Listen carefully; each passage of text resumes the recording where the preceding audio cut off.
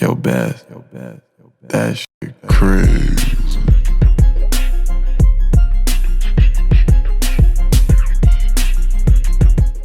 Welcome, everybody, to All Even Live Exclusive. My name is Barry Grant Jr., host of the All Even podcast. To my left is Matt, the great 𝐥𝐤𝐬. Down at the bottom is Mike Guido, host of Guido's Gridiron Blitz. And who we have today on the show is college football Hall of Famer, three-time Super Bowl winner with the San Francisco 49ers. Welcome to the show, Randy Cross. Oh, thank you. Thanks. I appreciate it.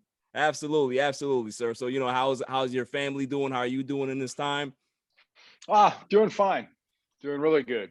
Doing good. We live, about half hour, 40 minutes outside of Atlanta. Yeah. So it's been relatively normal for a good while down here.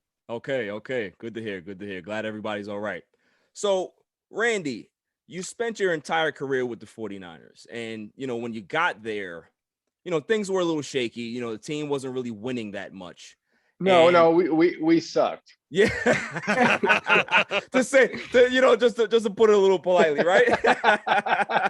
But, obviously Bill Walsh gets there, Montana gets there. And did you have a feeling that things were kind of changing? I know that, was there. You guys were 2-14, 6-10, but even in the losses, you can be able to see certain trends that happen that maybe you say, hey, listen, we might have something here. And if we get a couple of more pieces, like this can turn into something special. Yeah. I mean, you'd seen what he did at Stanford, and that was impressive. And you kind of felt, through mini camps and training camp and whatnot, and a little bit of preseason, that it could be something that people would have a hard time with, especially the offense. Right. We didn't have much of a defense to speak of, so he was going to have to completely rebuild and draft and trade and everything else for that. But no, I mean, I was kind of a pessimist when it first started, to be honest with you, because that was my fourth season, was Bill's first year. And he was my fifth head coach in 4 years. Wow. So the NFL to me meant you had a coach for a year and he got fired, or you had a coach for half a season and then he got fired. Then you had the other coach for half a season and his butt got fired. I mean, it was a little bit disconcerting. Let's put it that way. Right. But looking back on it, when things turned around, like in '81, all that really served to make the whole experience a lot richer, a lot more fulfilling. Because when you're 2-14 in back-to-back years, people are just over the moon when you go 6-10. Right. I tried really hard not to be kind of an ass. Yeah. But when you in that off season, when people say things like, "Oh, you guys did so much better this year," it's like, dude, we were 6-10. I mean, we were terrible. Yeah. But when that year specifically, 80 was better. It was the offense mainly, because we were scoring 35 points a game. We were just giving up 40. Right. Football in New York, all three of us, we're all from New York. We all grew up on Long Island and everything like that. And you're a Brooklyn guy. I'm a Brooklyn guy as well. Right. But we all know that football in New York is not necessarily the biggest thing. We play other sports here, right? Right. So I'm curious about your journey into football. Did you always play offensive line? How did that go for you when you were? No, actually, growing up, I played baseball. I was strictly a baseball guy. I was a pitcher and a catcher. I played that until my freshman year in high school. My dad told me I was going to be changing schools. I was going from a public school to a Catholic all-boys high school. Oh, wow. And I was less than thrilled.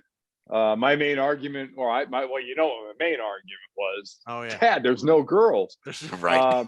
My second argument was, I know nobody. I didn't know a soul. And it wasn't a big school. I think at that point, there were less than 400 guys going there. Oh, wow. So his whole thing was, hey, go out for football. He says, if you go out for football It starts like 2 weeks before school starts. And by the time you start school, you'll have all those guys on the team you'll know. So at least you'll have some of the people in the school you'll know. And I was like, yeah, okay, I'll go for that.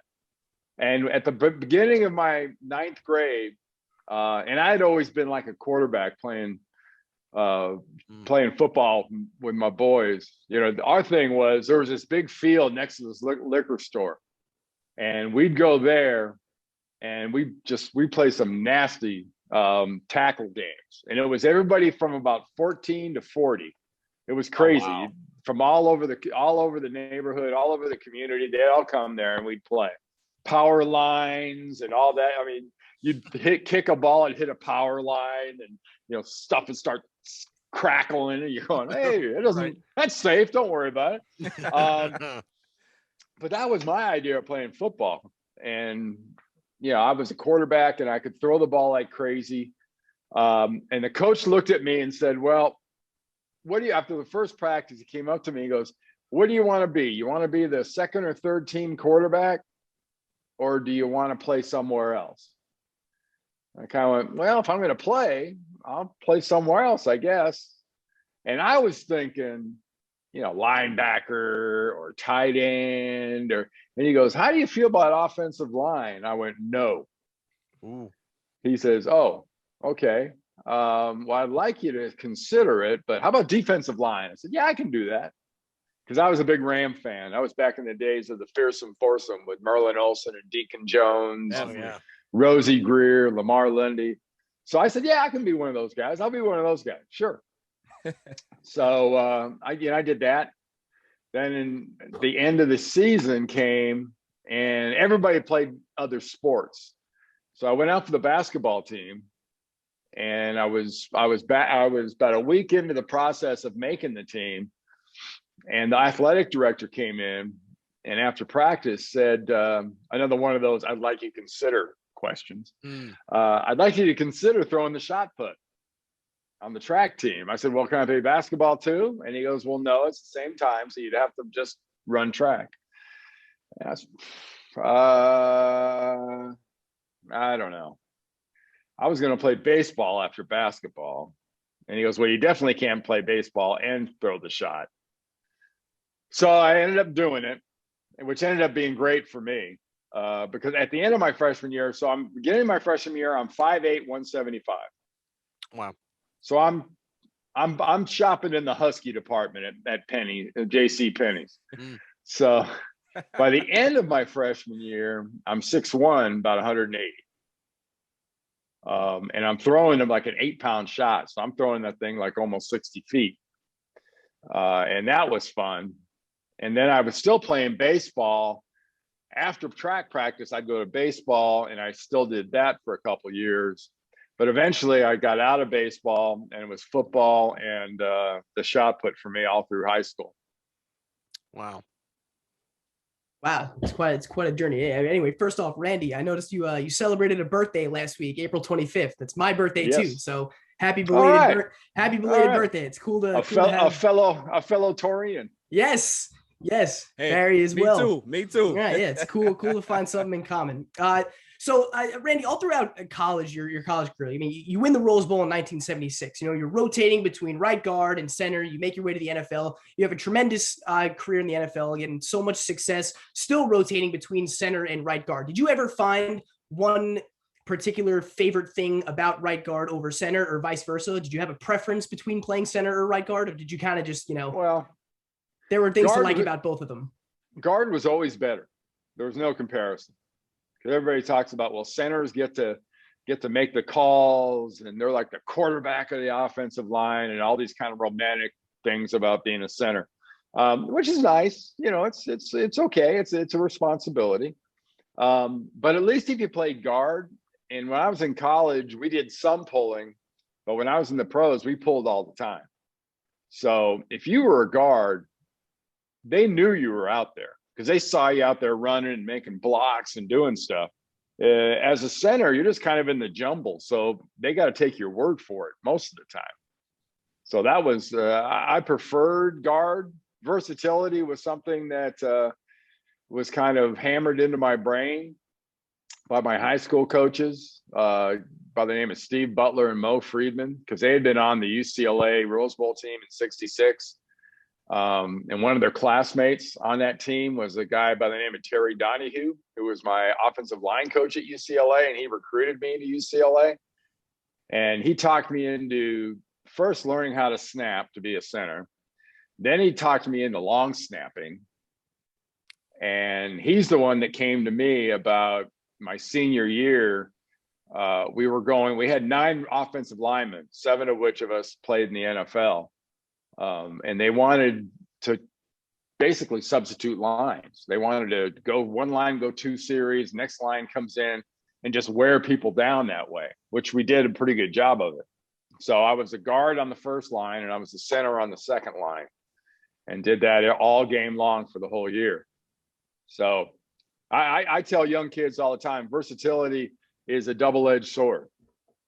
Versatility is invaluable to coaches. Coaches love versatility.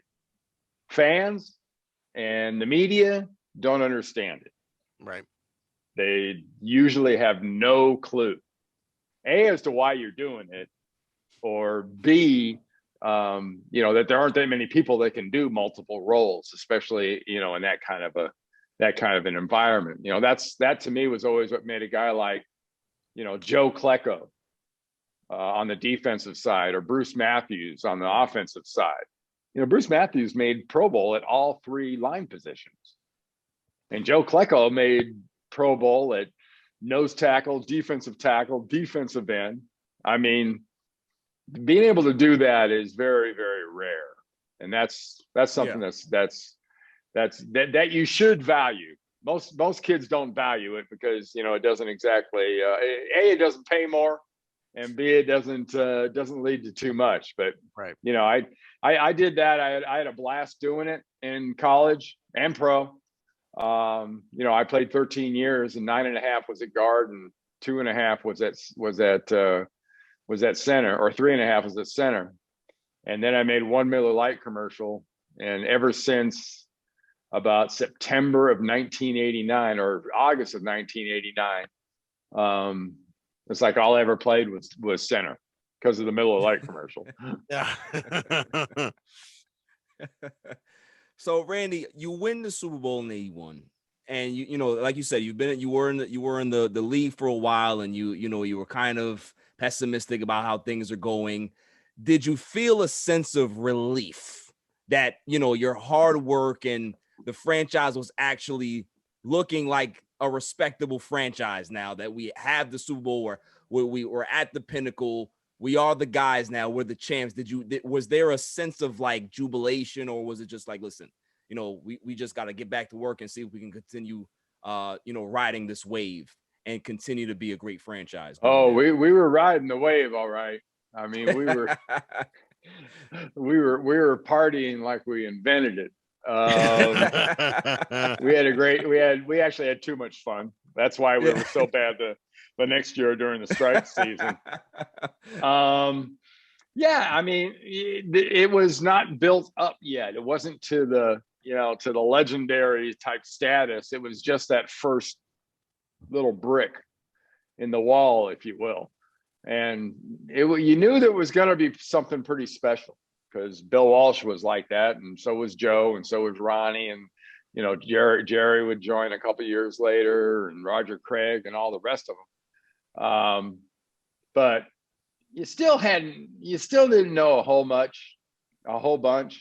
Yeah. You gotta, you guys are New York guys, so everything, especially then, and even now when you look at it, is very, very much East Coast based in sports. Right. The teams that get most of the love, unless they're just unbelievable, like Golden State, the Dodgers right now in baseball, right? Lakers. The Lakers, they're going to get the love. But outside of that type of team, they'll give you love, but kind of grudgingly. So that took a while. That took more than a couple Super Bowls to kind of get it. And to be honest, that's back when Gibbs was at Washington and Parcells was at New York, right? And they were just ground and pound. primarily offensively. So, you know, we get back again to the media. The media of that time didn't understand our offense. They The West Coast. They had no idea what we were doing. You know, you do interviews and these guys would go, you know what you do is kind of finesse based and whatnot. And you just look at them and go, you really don't understand. And they go, well, no, well, you know, it's the run is a short pass. And you know, the first year that could probably be true, but starting in '83, we never were out of the top 5 in rushing.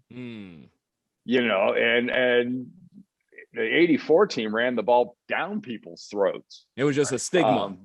Yeah, it was just they didn't know. Yeah, it's true to this day.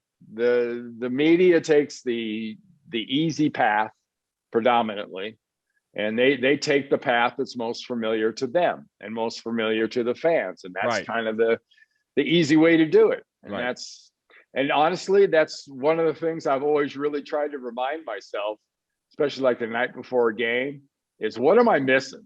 Yeah. You know, what's beyond the obvious? Because I spent so many years just ranking about, man, if it's not right in their face, they don't have any idea. Just didn't want to be that guy. Yeah. So this is one of the, I look back at this and this is probably one of the coolest football stories ever. 1988, right? The Super Bowl against the Cincinnati Bengals. You guys we got 3 minutes left in the game. And Joe Montana's in the huddle and everybody's freaking out. You guys are down. And he notices John Candy in the stands. Yep. Were you in the huddle for that? Yeah, I was. Yeah, actually, it was a TV timeout. And we were huddled on the goal line because the ball was on like the 8. So we're huddled on the goal line. It's TV timeout. He's been over on the sideline talking to Bill. We're just sitting in the huddle. And guys are uptight. Probably nobody more than Harris Barton, who was a young guy at that point. I mean, he was vibrating. But Joe gets in the huddle and Joe's kind of comes in, he looks around the huddle and he looks over at H and he looks over and all of a sudden he starts doing like that. And we're all going, what's he looking at? And he goes, H, look over there. Is that John Candy? And Harris, who is just so uptight, like at this point, he's like, he looks over and he says, yeah. He goes, man, how cool is that?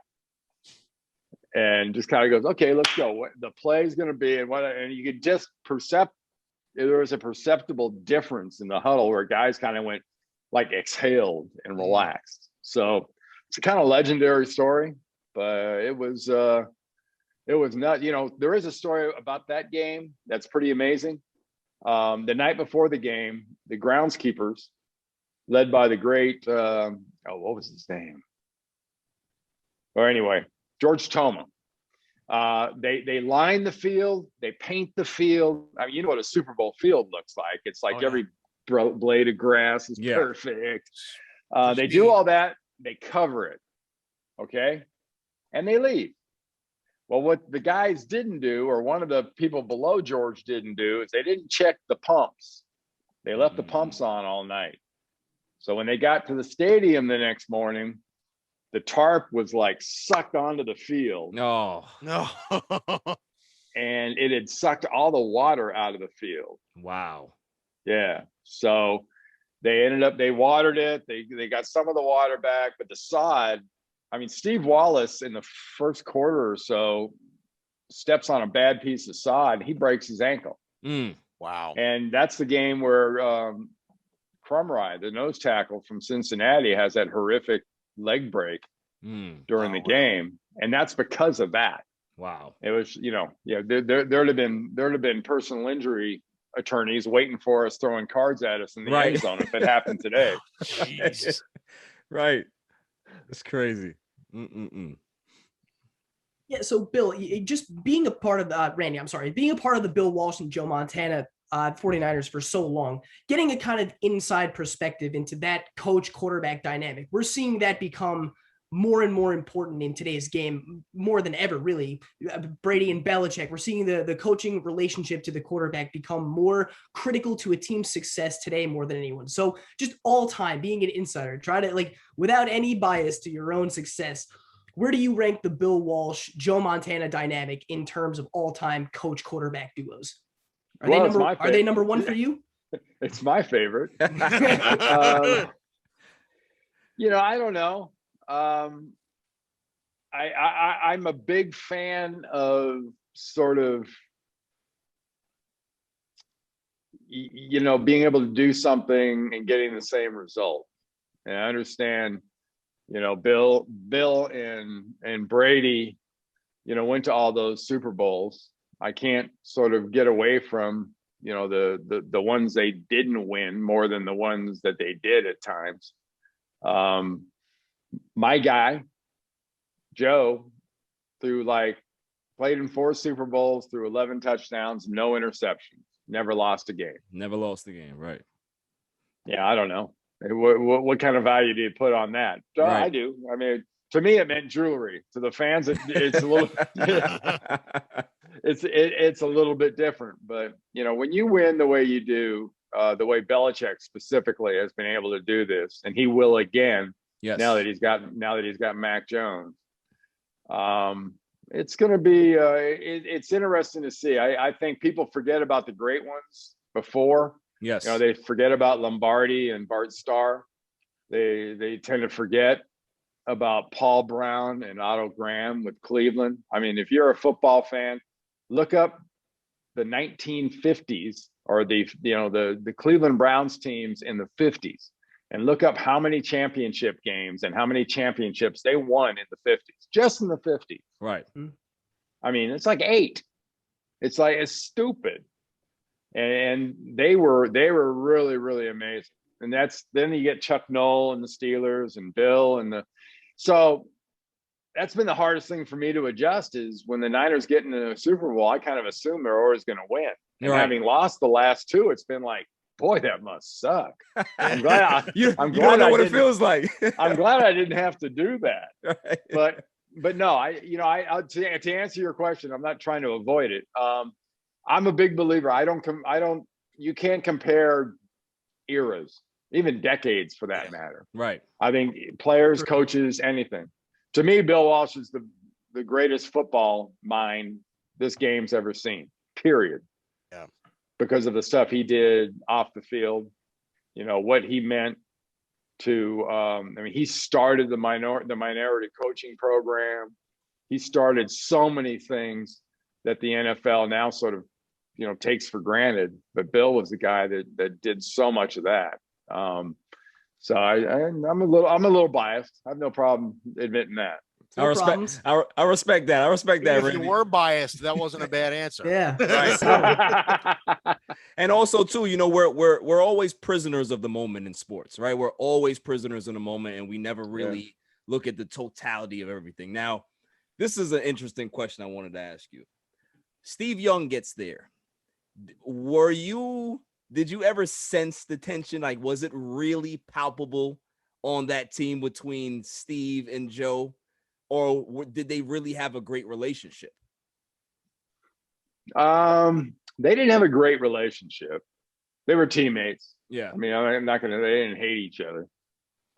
They didn't do a lot of barbecuing together or hanging. But, you know, Steve was a very, very confident guy. Yeah. You know, obviously, I mean, you hear him talk and whatnot. Very intelligent. And I was his roommate. Walsh put me with him in 87. So 87 and 88, I'm with him during training camp and on the road during the season and all that. And he was pretty sure he should be playing. Right. You know, and I played 10 years with Joe. So I'd always kind of look at him and go, you're not preaching to the right crowd here. It's like, I love you, man. You're a great friend, but nah, Nah, I Yeah, don't that's think Joe. so. Yeah, that's yeah, excuse me. You haven't been here that long. He's really good. But yeah, it was a dynamic that heck, the game's never seen it. You know, I'm not sure anyone really appreciated it at the time. Yeah. That you get back-to-back Hall of Fame quarterbacks. I guess And the only team can do that would be Green Bay, right? Between Favre and Rodgers, but not to that extent. Yeah. Yeah, not to they didn't quite win as many. Right. Championships wise. Yeah, and Rodgers will be a Hall of Famer. Yeah. Soon enough. Isn't that crazy that the Packers have won? How many Super Bowls have they won with Favre and 2. Aaron Rodgers combined? 2. 2. That One crazy? each, right? How nuts Yeah. is that, Randy? Mhm. Yeah. Yeah. And they won what, 5 or 6 championships with Bart Starr? Right. I mean, they weren't called Super Bowls, just the first 2 were. But yeah, it was it speaks to the competitive nature of the NFL, to be honest with you. Yeah.